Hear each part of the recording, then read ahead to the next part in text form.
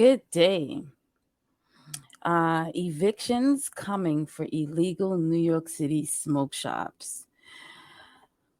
These smoke shops have been popping up in New York City more and more after cannabis has been legalized. They were there, but you're seeing more and more.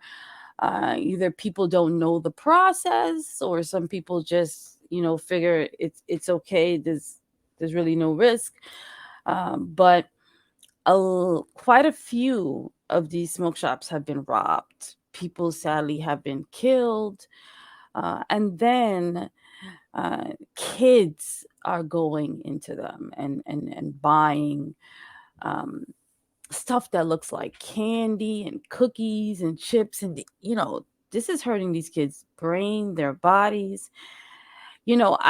I studied cannabis real estate, and there is so many things you have to understand when it comes to the real estate aspect of it. And and to understand cannabis real estate, you have to understand the licensing laws and the laws of the land, right? And uh, you have the Manhattan District Attorney Braggs, who's saying, listen, he's seeing a whole lot of these cases come into his office. As I said, they're getting robbed. People are getting killed. They're getting shot. They have cash, they have product. And he's like, listen, what are we going to do about it? And it comes down to the real estate. He has the sheriff there who is in charge of a cigarette tax evasion, synthetic narcotics, real property, and deed fraud. And, you know, they're not sure what these stores are even selling. I mean, some may be selling, real cannabis, however they get it, but there may be people who are selling K2 and saying it is that. And listen, you have these school kids, they have a couple of dollars, they may be going into the store in a cannabis um, shop. You have to come in with ID. You have to give ID, and children are not allowed within, a certain distance from the facility. Period. Um, and these smoke shops are not, you know, they're running like smoke shops, but they're not licensed or not doing following um, the regulations according to the this press conference. Um, People are being confused. People don't know what's a smoke shop and what's not a smoke shop. Uh, a lot of times they're saying smoke shop, so it's the word may give it away. But they New York Lottery, you could see who is a licensed New York Lottery operator. I think I just gave a tip to the mayor that there's some indication that this is a licensed spot. If that's what makes it easier for the consumers, the tourists, everyone. You're gonna hear from Madam Judge, who talks about it being a nuisance. Uh, when law enforcement has to come out because there's a shooting, when the people outside are unsafe, when people are going to the hospital, when investigations have to open up for it, uh, you know, the kids, you don't know what these kids are taking in when they buy even the gummies. It's a problem. This is poison. Could be poison right into our community. And I just think about the middle schoolers who are coming home and have a couple dollars in their pocket, and they go in the store, and you know one person finds out about, and the stores, the owners are just they're just selling it to our kids. Um the safety. When you have a cannabis shop, a smoke shop, the safety. You have so much product coming in, you have so much cash money coming out. The safety has to be up to a certain standard. And this is not just, government regulation. This is also to protect the people in the store, the store owner, right? The people in the surrounding areas. This is to prevent that. Can you imagine?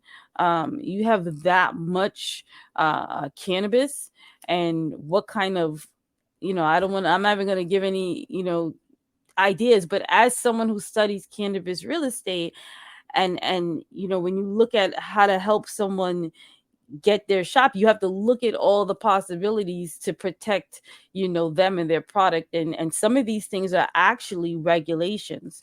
So um if they can't get the evictions, they're going to go for the landlords, because uh, they want to get rid of this problem.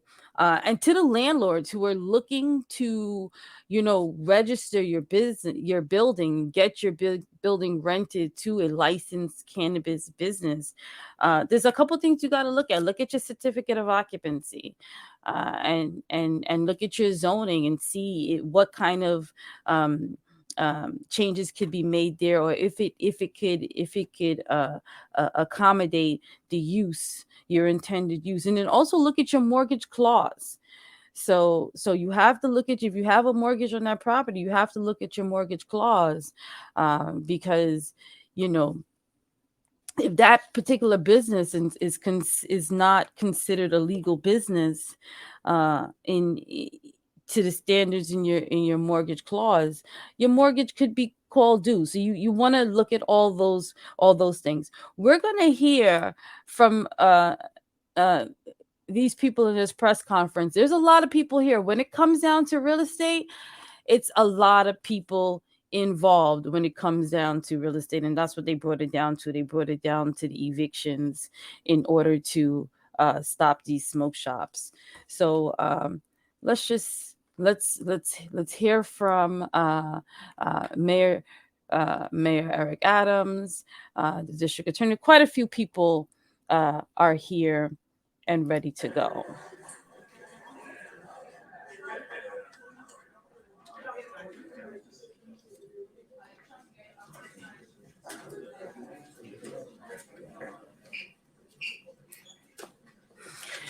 You got a lot of people when you start talking real estate. A lot of people.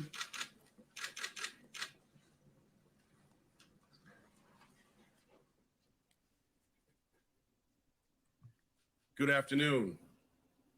I am Manhattan District Attorney Alvin Bragg. I want to thank everyone for joining us for this important announcement regarding unlicensed, untaxed, and unregulated marijuana sales. I want to just pause at the moment just to say that our thoughts and prayers with the officer from the 47th Precinct. I want to thank all of the partners in government and law enforcement who are standing with us. Of course, starting with the CEO of our great city, Mayor Eric Adams, New York City Sheriff Anthony Miranda, New York City Corporation Counsel Judge Hins Radix, Christopher Alexander, the Director of the Office of Cannabis Management, our Borough President, Mark Levine, and our council member for where we're standing right now, and the chair of the Committee on Oversight and Investigations, Gail Brewer. We're also joined by a number of our outstanding council members from around the borough, council members Botcher, Rivera, Marte, and Abreu. We're also joined by outstanding members of my office, the District Attorney's Office, Assistant District Attorneys McCabe, Costello, and Galperin. So just wanted to set the stage. On March 31st, 2021, the governor of the state of New York signed into law the Marijuana Regulation and Taxation Act, creating a comprehensive regulatory structure to oversee the licensure, cultivation, production, distribution, sale, and taxation of medical, adult use, and cannabinoid hemp within New York State. It was a long overdue step. For decades, Black and brown communities bore the brunt of marijuana enforcement. It unfairly criminalized young people, drove mass incarceration, and failed to make our communities safe. I personally saw the impact of that growing up in Harlem, and we do not want to go back to those days. But just as the end of alcohol prohibition in the 1930s didn't mean just anyone could start selling homemade bathtub gin to their local store, marijuana legalization in New York came with rules, and those rules must be respected. Instead of respect for the law, what we have seen recently is the proliferation of storefronts across New York City selling unlicensed, unregulated, untaxed cannabis products. I commend our Sheriff Miranda, and our partners at the NYPD for taking action to counter this trend. In a 2-week period, the Sheriff's Office issued 566 violations and seized $4.1 million worth of product at 53 locations. Likewise, the NYPD seized an additional 20 trucks and buses selling unlicensed cannabis. Enforcement actions like these, no doubt, will continue to discourage unlawful behavior, but we need to bring additional tools to bear to this problem. In the last month, the first licensed cannabis dispensaries opened for business in Greenwich Village. One is owned by a not-for-profit that supports people living with HIV and AIDS.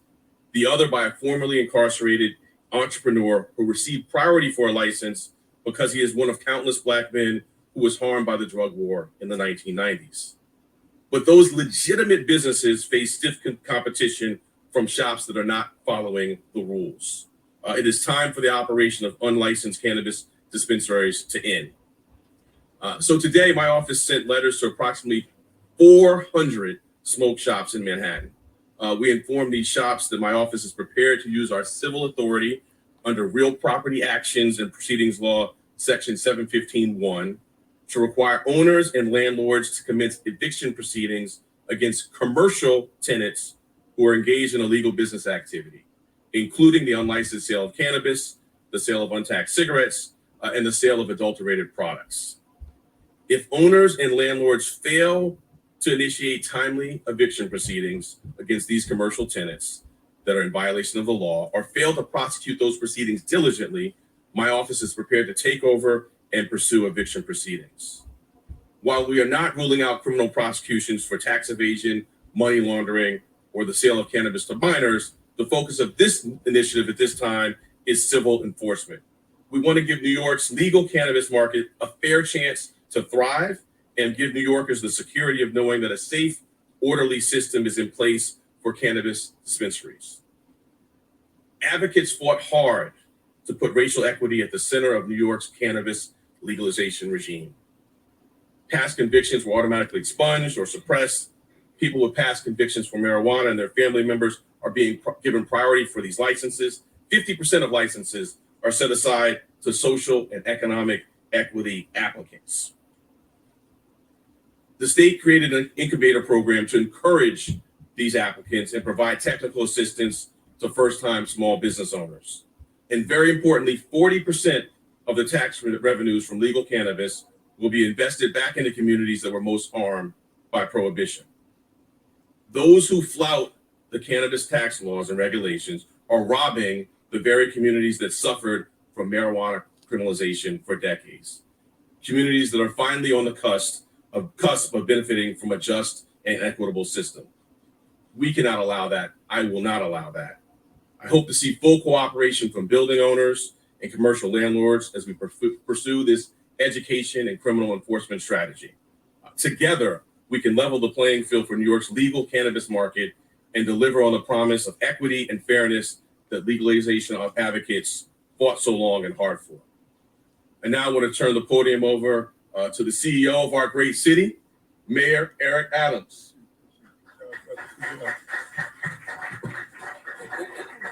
I like to say the pilot.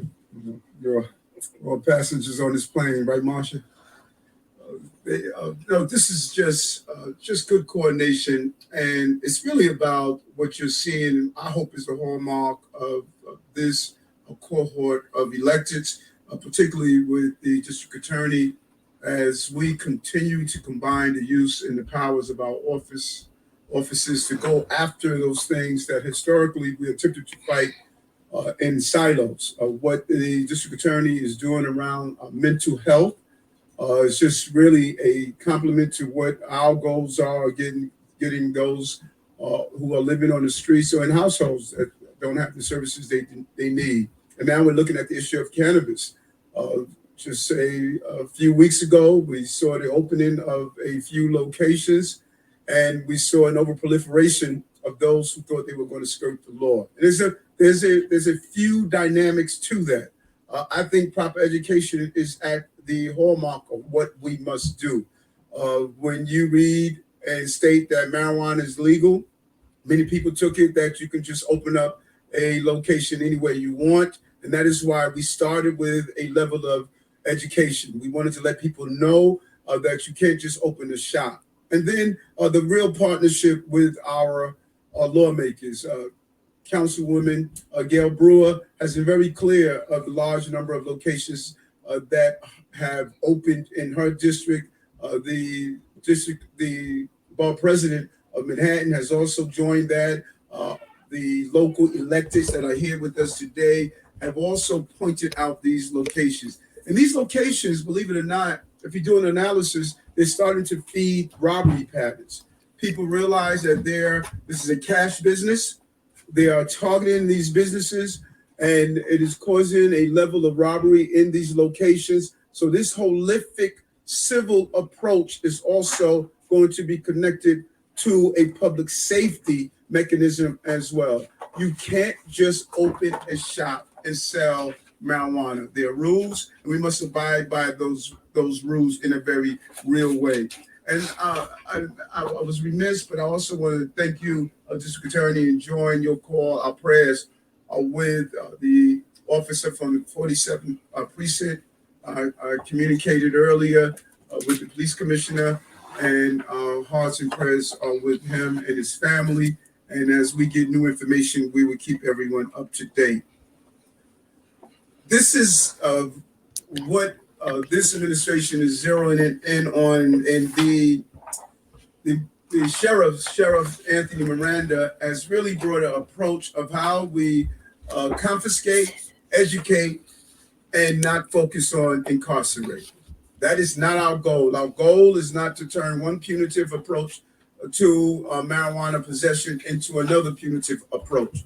But we're very clear on those who are having high volumes and are attempting to skirt the law. We're going to use every level of government to address this. Legalizing cannabis was a major step forward, but we're not going to sit back and watch that progression go up in smoke because people want to emerge in an illegal market, especially when so many of them are selling unlawful and unlicensed products that could seriously harm consumers. These products are not tested. In some cases, they could be laced with fentanyl. Wow. These are dangerous products, and the public must be aware of that. And New Yorkers have had enough. They've sent a loud and clear message that these illegal smoke shops are on notice, and we're giving that notice today. They will be evicted. In many cases, those supplies that they're selling illegally, if it's over the legal amount, they're going to be confiscated. And there could also get an additional $5,000 penalty against them, including any type of legal payments that they have to have. And so the team has been focusing on this. The district attorney, the police department, our sheriffs, our agency of workers protection, we've all focused on this with the assistance of our local electeds. And so these letters of notice are just one piece of our ongoing cannabis enforcement plan. We wanted to meet this immediately before it continues to spread throughout our entire city. We keep a database of locations. When our patrol forces identify a location, we keep a database on it, and we're going to continue to evolve on how we're going to carry out our enforcement. So today we are also taking direct actions against 4 unlicensed smoke shops in the 9th precinct. The Corporation Counsel, Judge Radix, will go into that.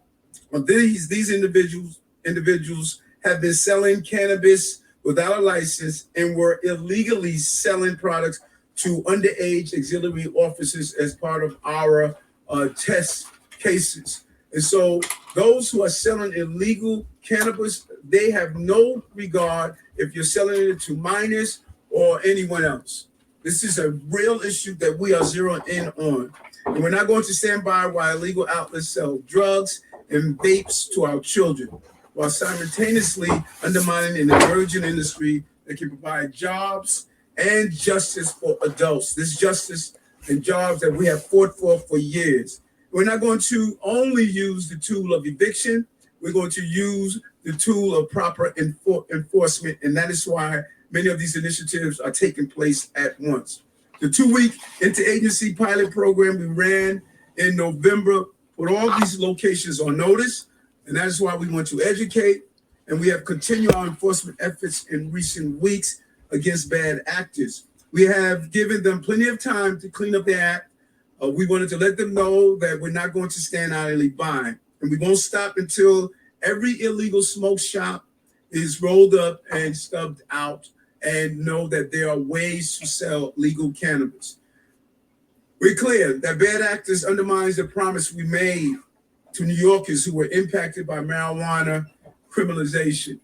And I too, like the DA, I have witnessed that not only as a civilian, but also in the police department, watching individuals being swept up by possessions of small quantities of marijuana. This is the moment we waited for to legalize and make sure that it's done correctly.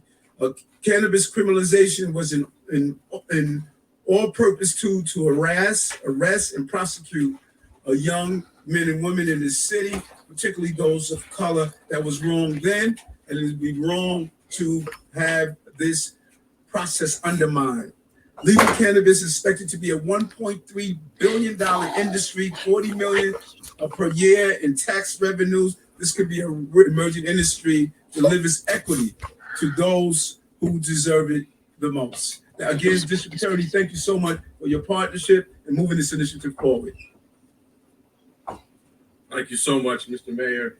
You mentioned partnership and coordination. I just want to thank the mayor for his leadership and also the accessibility of all of his senior staff.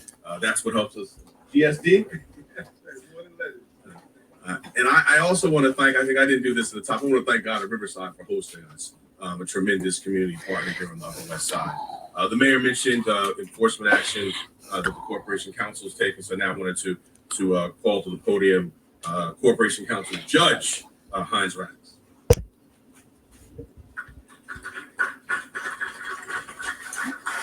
Good afternoon, everybody.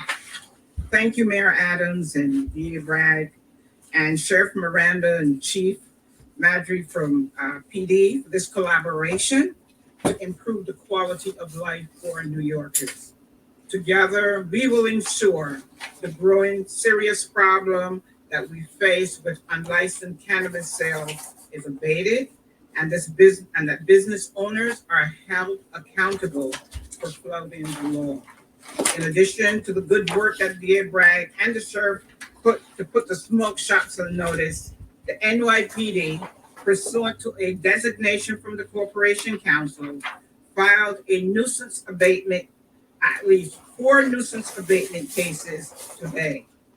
The East Village community raised complaints with the NYPD, and working with the law department, the city took action.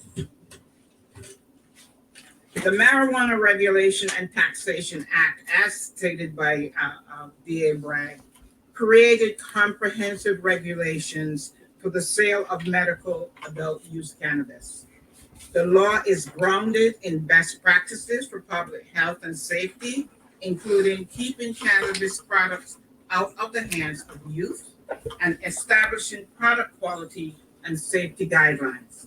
These defendants have operated in contradiction to the best laws and regulations in threatening the public health. As detailed in our complaints on 3 separate occasions at each location between December 15th of 2022 and as recently as December 22nd of 2022, a plainclothes officer observed an undercover auxiliary officer under the age of 21 purchased cannabis from these defendant smoke shops. The sales included blunts, Mylar bags of cannabis, labeled Savage New Year, yellow fruit stripes, premium roll 2020 Future bubble gum, and Dove Garden Oreos. These prices range from $25 to $30. The NYPD tested the cannabis. Now, let me highlight for you. There was no fruit or bubble gum or candy in these purchases. Marketing these products to young people is equally concerning for my office. We've taken the first steps with the state Supreme Court in Manhattan to put a stop to this illegal activity and to bring these defendants into compliance. If defendants continue to ignore the law, we'll seek a court order to close them down. The state marijuana laws were carefully constructed to provide justice and equity to communities. They were also crafted to ensure the public health and safety is protected. No business should choose which laws to follow. We will continue to work with our government partners to hold violators and businesses accountable. The city's message to any business that thinks it can harm our communities and turn a blind eye to the law is, we'll see you in court.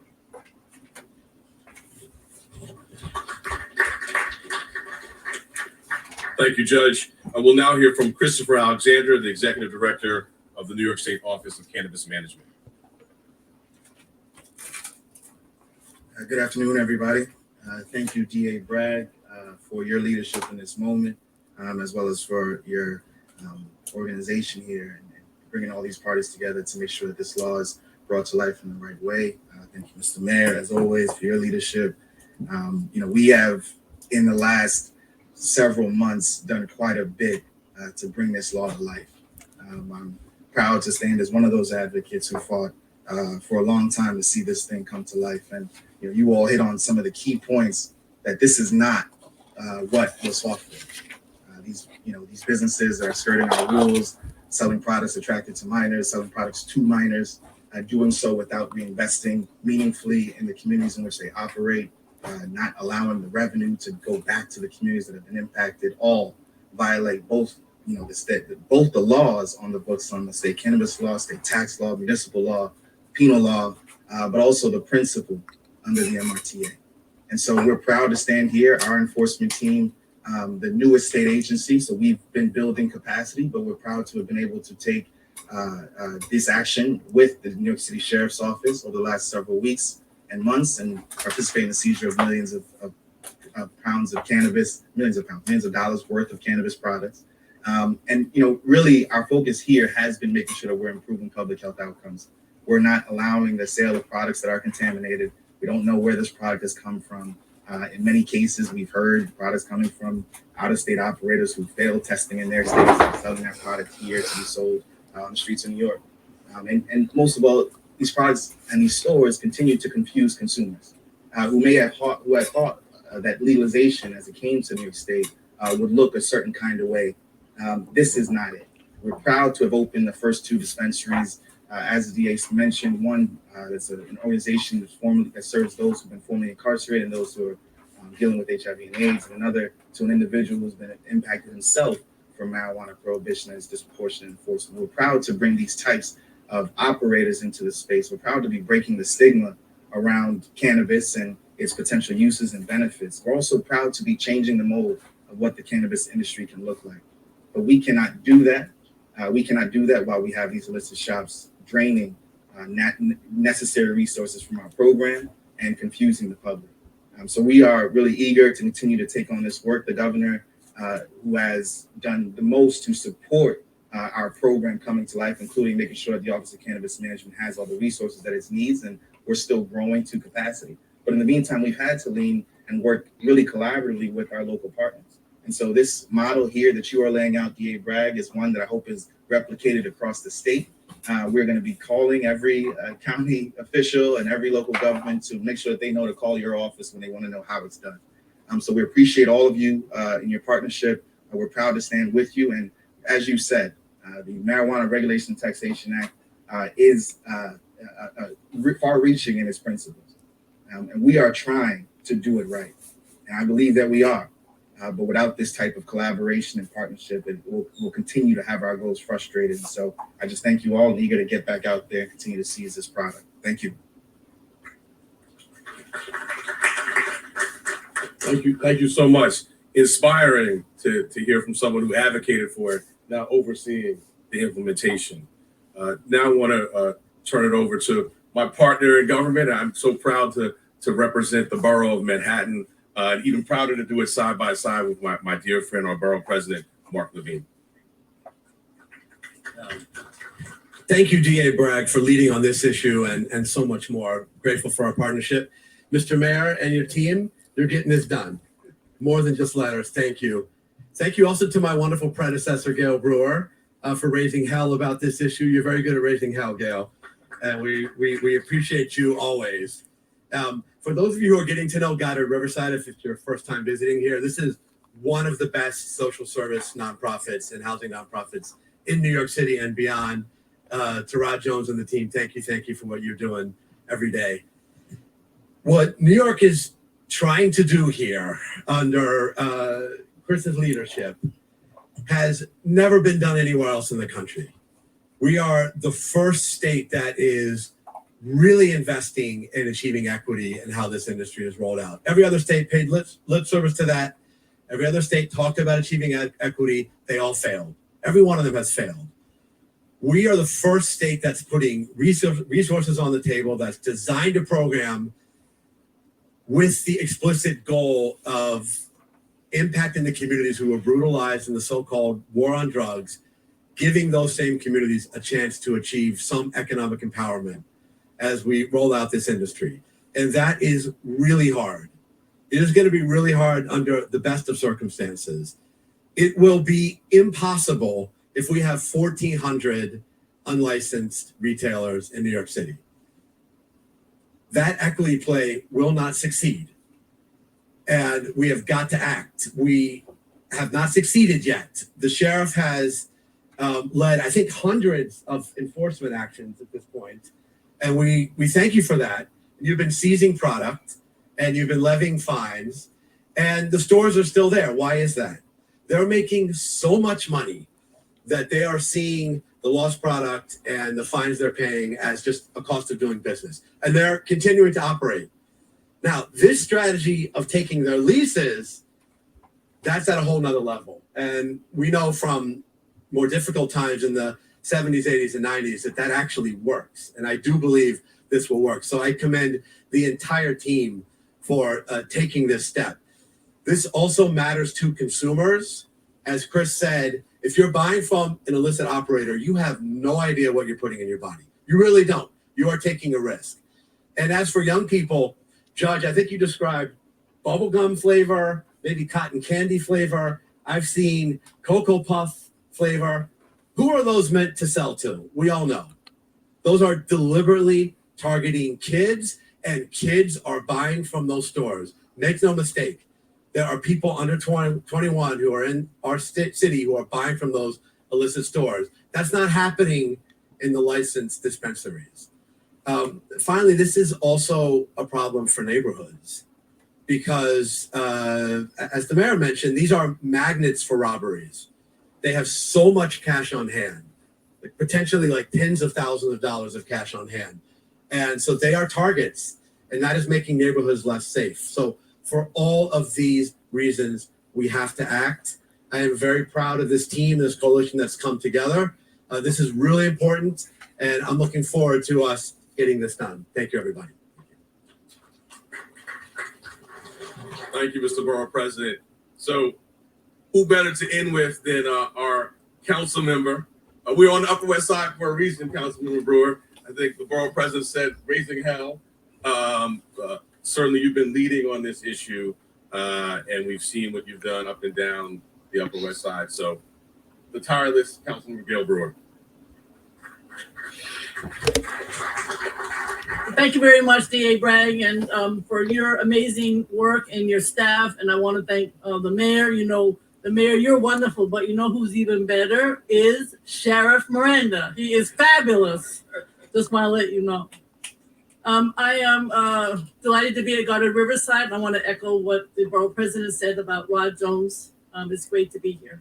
So the reason that I became involved in this is that if you walk around from 54th to 108th Street, I started to see these pop-up smoke shops. And so we sent out interns. I'm known as the intern queen. We have a lot of interns. And so they went from 54th last year to 108th Street, and they found 61, and now there are 63 smoke shops. I swear there were only 6 or 7 a year before. And about half of them, we think, at that moment last year, probably more now, were selling illegally. I must admit, I wanted to see, so, I go into a smoke shop around midnight on 86th Street. There's a woman sitting there with her friend, and I like, what in hell's name am I going to say? Because I don't know what to say. So I said, my bones hurt, because, I'm old. And she said, what do you need? So I knew that meant that there was something under the counter. That's pretty common for all of these. And then in December, we sent the results of our survey to the administration, and we asked for enforcement. And I want to say again, thank you very much to Sheriff Miranda, because he came to our district, and we went in one day, we went to 3 different shops. It was very interesting, because you go to one shop, all of a sudden, all the other shops in the area are closed for lunch, because the person who is in that shop knows all the other shops, and they didn't want to get busted, so they all closed.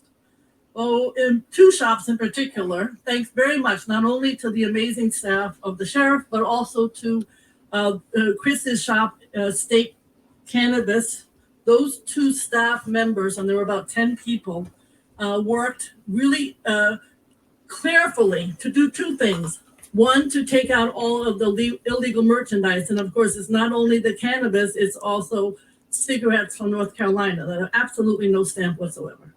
And so many cartoons, just what you said, not only bubble gum and cotton candy, but cartoons, obviously to sell to kids, advertised as cartoons. Potato chips and chocolate candy, I don't know how long had been there. There was no date of when they were no longer any good. They've been there forever. So the issue was those 2 staff members worked and brought out in one case about 18 carefully marked bags, in another case about 20 carefully marked bags of illegal product. And I also want to thank Mr. Mayor, Consumer and Worker Protection, because they had also been there trying a few days earlier to get to make sure that they had summonses. Then, of course, after all of that, and the sheriff has managed to make sure that everything was properly marked, the next day, because one of these shops, we went to Zazawaza Smoke Shop, right near here, 87th Street. They were open the next day. All of the product was back on the shelf. And so the question is, thank you, Mr. Everybody here, the mayor and the district attorney, because we do need to think of what we're going to do with the owners, I think, of these shops, because we cannot deal with 1,400 in this way. I'm a true believer, as everyone here is, in making sure that the legal shops that have gone through the state process have a chance of making it. And I believe even down in the village, the ones that are near Housing Works, there are 11 illegal shops right near there. So we have to make sure that these illegal shops do not exist, because the legal ones need to make it. And second, the schools. I have many high schools in my district. We all have high schools. All my colleagues, the mayor, everybody has high schools, and the kids are vaping. And it is not good for the kids. It's not good for academics, not good for our city. And I saw underage kids. It looked like they were 12 the other day in Zazuwaza. So it's on all levels a really bad thing. Also, some of these smoke shops are going within 500 feet of a high school and a school, and 200 feet of faith-based. And you know what? No liquor store does that. No restaurant does that sells liquor. They know not to do this, but these shops just do it. So I'm here to say thank you, because the process of giving summonses, which the sheriff does so articulately and does so well. I want to add what the mayor said. Every time we're with the sheriff, he talks wonderfully to the owners and the merchants. Usually it's somebody who's, I don't know, in their 20s, who is not the owner, always polite. We're not after incarceration. We're after, this is not legal. We're not after incarceration, and he makes that very clear. But if we go the oath route, which is the administrative way where the summonses need to be responded, It's a very long process. They have 90 days to respond, and then of course the owners of the shop can make that even longer. So thank you, Mr. District Attorney, for finding another way to close down these damn smoke shops. Thank you.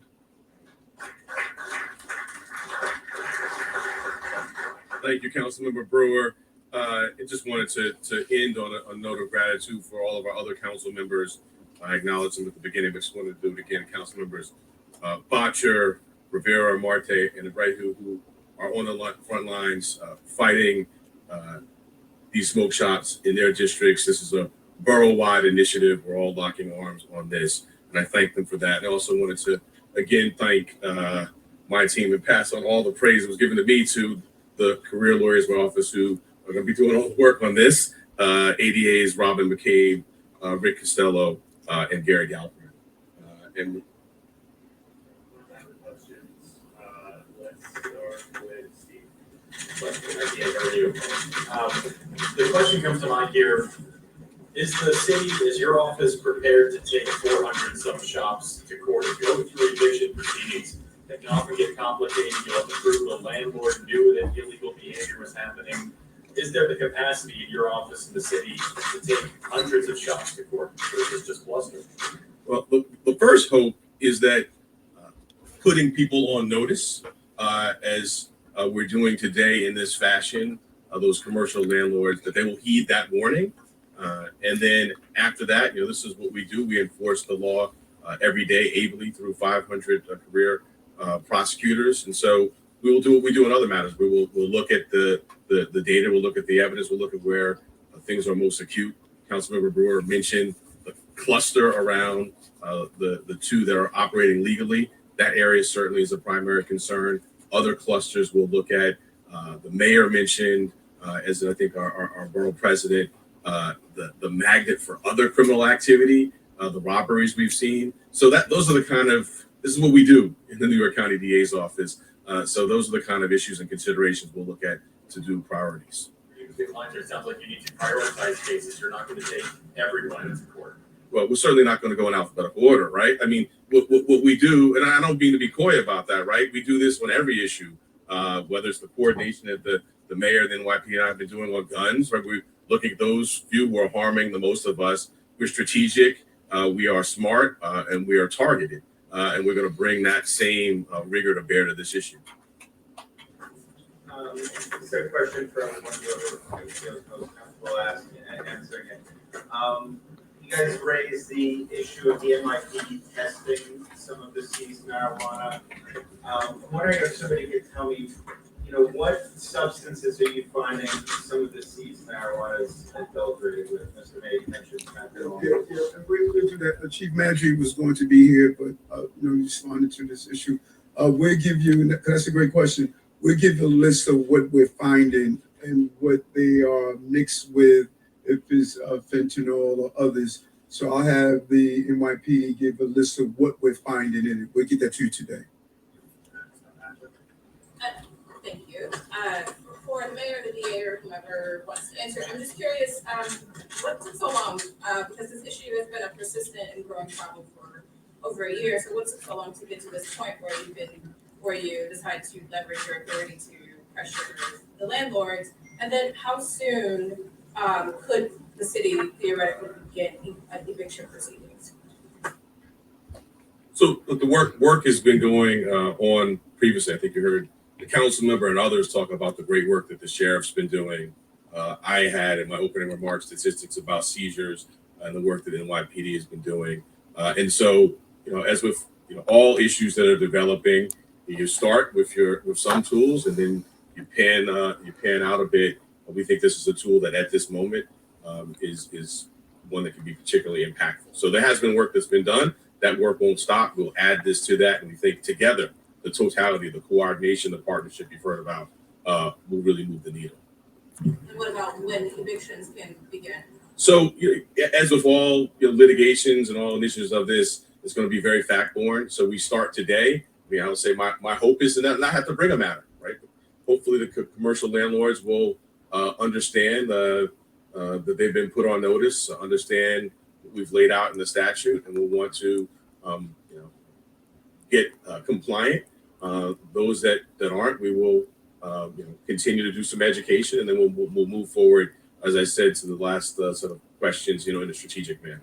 So Is there any consequence for landlords who don't comply or businesses who just simply move to another location? We saw this in the late '80s with laundromats that were selling cannabis.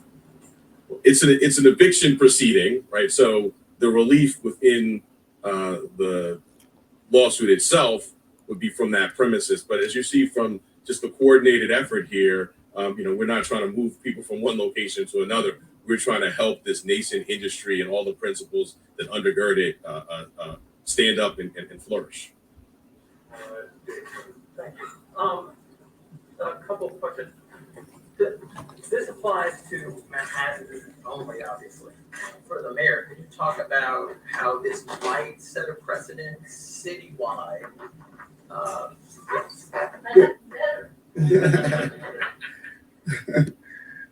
In spite of the ill-informed belief that Manhattan is, we're all the boroughs matter, and because of the uniqueness of what the district attorney is doing in our routine briefing with the other district attorneys, we're going to use this as an indicator of what the other counties are doing, because they all think outside the box. And so it is important to use what the DA is doing here. They share information, they share best practices. We're all in one city, and we're going to really roll out in our brief and share what the district attorney is doing here. But also, we can't underestimate the power of what the Corporation Council is doing. She looked at this and her team, and she told me there's another tool we can use in our toolbox. And we're going to go after using our tools as well. And then we may have to look at the laws and see what our strengths are after someone ignores the request to evict and remove. How do we use it to go after either having extensive fines or take action to remove their property? These are laws on the books, where we're not going to allow people to weigh how much money they're making, how much the fines are, and say these are the costs of doing business. That can't happen. You have, and this might be for Mr. Alexander or not, whoever wants to jump in. We did talk with the smoke shop that is openly selling illegal marijuana in the West Village. And they said, look, we need more licenses. Like, we're all selling. We want to sell legally, but what can the state do to increase the number of licenses to make this work for everyone? Yeah, we've been rolling out our licenses, but we're doing so in a way that the law dictates, making sure that those who've been impacted have an opportunity to go first. But we're also trying to build, this is a heavily regulated industry. Everything from, making sure that we're tracking products from seed to sale, making sure that we're, dictating what type of consumer education has to be made available at the storefront. We're doing a lot to make sure this is a well-regulated market. And so to folks who are going now and asking the question, why not just give us a license? Well, you've obviously demonstrated your ability to maintain compliance. And so that's a criteria of examining whether or not someone should get a license. So, we agree. We got to keep going. We've been at this now for a year, and we've been rolling out our program. While folks have seen the 2 dispensaries, we've issued 300 licenses. We've also drafted regulations, built up an agency, and been running across the state, educating folks about these opportunities that are through our supply chain, including our testing and other regulatory requirements. So we know that, by opening more shops will also help tamper down this illicit activity. Let me be clear. Every state that has legalized has had some form of proliferation. Because this is New York City, it's particularly bad because this is the city. This is the center of the world. And so that is a thing that's going to happen at the same time as we continue to roll out this market, as well as taking these necessary enforcement actions. That's the kind of recipe that we need in order to really deter consumers from going to illicit markets and to these illicit shops, and to make sure that these business operators don't want to open up anymore. First question I have is, in terms of the shops that are being targeted, prioritized for legal action, can you get a bit more specific about whether you're targeting ones that, have been proven to be selling to minors, whether it's shops that have opened up recently versus long-standing convenience stores that happen to start selling legally because everyone else is doing it? Is there any sort of determination in terms of that, or is it just sort of the geographic area? So I think you touched upon some of the considerations. I think I touched upon them earlier. Geography is one because the impact on the licensed businesses, sales to minor. If we know of adulterated products, the way in which they respond to our letter. So all those are considerations. It's, as we lawyers would say, a totality of the circumstances test. We take all of that into account, and then we make priority decisions. I wonder if the Corporation Council can tell us the locations of the places that you serve with notices, and will they actually close down? Can they reopen once they've gotten this notice of nuisance? No, I cannot give you those locations. But what we've done in this nuisance abatement is that the law does not allow you to do an ex parte action. So what we've done is we served the papers. We've asked the court to give us a specific date. And when we receive that date, we are serving the documents and asking that the owners or whomever get the paper served on them, that they come to court and that they're heard. And now we're doing business. Yes. So the purpose of this was to do what?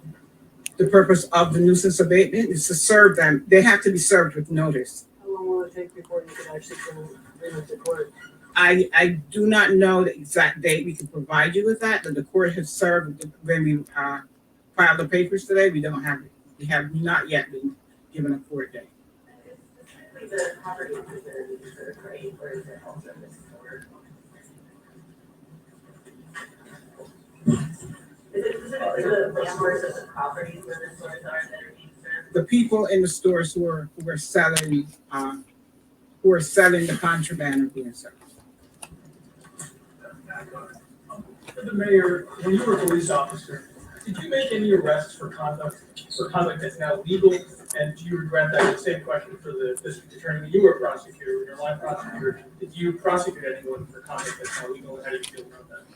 No. I don't recall making any marijuana arrests. And what was happening during that time, which was really suspect. In fact, I was extremely vociferous about addressing. We were stopping young people, but we were telling them to empty their pockets. And once they took the marijuana out of their pockets, it was in public view. That escalated to an arrest. So while it was in their pockets, it was treated differently. And I just didn't believe that. I thought it was targeting young people, and I thought it was unacceptable. And as a police officer, I was extremely clear that I thought this was a violation and it was an abuse of how we should have been carrying out our laws. What would happen if someone would take that marijuana from his or her pocket? You wouldn't arrest that person? No, I would never put myself in a position to tell them to take the marijuana out of their pockets. That's not a part of my practice. You know, so I was at the New York State Attorney General's office. We certainly didn't do that type of prosecution. And when I was in the Southern District of New York, these type of prosecutions not ones that the office was doing. What I did do and work on, which we're looking at, is really following the money upstream. So a money laundering case of people who were wholesale business owners who were laundering it for a violent operation. And we see that blueprint. We're employing that kind of strategy, following the money, following the contraband in our gun practice, and other support our other violent crime enforcement in the DA's office. Thank you. Mr. Mayor, you just mentioned that some of this illegal cannabis could be laced with fentanyl. Do you know, and I know this is kind of a follow-up, but do you know of any specific example of that being the case? No, we'll find out. I'm gonna have the police department, based on their testing, the items they tested, to see if we have a list of what the items are laced with, if at all. And then secondly, when is the last time you consumed cannabis products and where did you get it from? When was the last time? It was cannabis. I just passed by the places you cop from. I don't go inside and purchase myself. Let's do a few more topics. Okay, we